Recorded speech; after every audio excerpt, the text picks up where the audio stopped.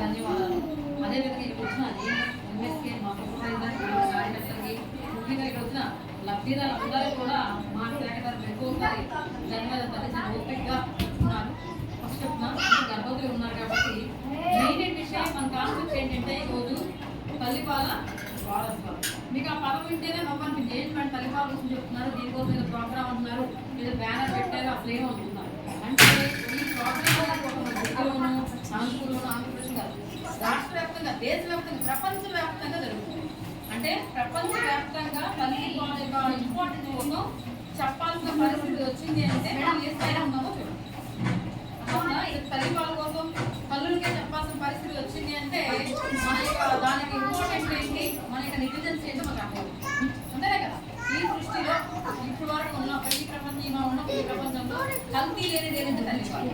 మనం పీలుస్తున్న గాలి కల్తీ, మనం తింటున్న తిండి కల్తీ, ప్రతిదీ కల్తీ. కానీ కల్తీ లేనిది ఏది ఉంది అంటే ప్రస్తుతం అయితే తల్లిపాలు. తల్లిపాలు అమృతం కన్నా గొప్ప అయితే తెలుసో తెలియదు. ఆ విషయం తెలియాలి. ఆ తల్లిపాలు భవిష్యత్తులో ఆధారపడి అంటే ఎలా అంటే తల్లిపాలు అంటే మనకు తల్లిపాలు ఎందుకు పెట్టాలి, పెట్టకపోతే వచ్చిన నష్టాలు ఏంటి, పెట్టి వచ్చిన లాభాలు ఏంటి తెలియాలి. అందుకే తెలియని మనకి ఈ ప్రోగ్రామ్ అనేది మనకి ఏర్పాటు చేయడం జరిగింది. తల్లిపాలు అంటే మనం ఏమనుకుంటాము, ఒకప్పుడు అంటే మన చిన్నప్పుడు మన అమ్మలు ఏం చేసేవాళ్ళు, తల్లిపాలు ఫస్ట్ ఏం చేసేవాళ్ళు, వాళ్ళని ఫస్ట్ పెట్టేవాళ్ళు. ఎలా ఉంటాయి ఫస్ట్ పాలు, ఎలా ఉంటాయి ఎలా ఉంటాయి చూడడానికి కొంచెం దాన్ని పిండేసి గుడిలో కానీ మట్టిలో పోసేసేవాళ్ళు. ఎందుకు అంటే పోసేసాం. కానీ ఇప్పుడేమైంది తెలుసా, అదే పాలు బిడ్డ కడుపులో పడాలనే ఉద్దేశంతో దీంతో మీటింగ్ లో ఖచ్చితంగా పుట్టిన వెంటనే గంటలోపు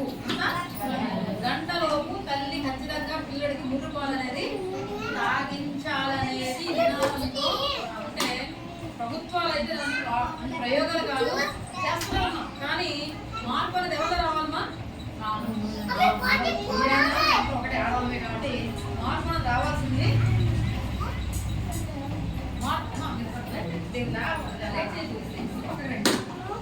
మార్పు అనేది ఎవరు రావాలమ్మా, మనలో రావాలి, మీలో మనలో అంటే ఏంటి దీని ఉద్దేశం ఏంటంటమ్మా, తల్లిపాల కోసం చెప్పాల్సిన పరిస్థితి వచ్చిందంటే ఈ రోజు మన సృష్టిలో ఒకటి ఆలోచించాల్సిన విషయం ఏంటంటే ఏ జంతువు తన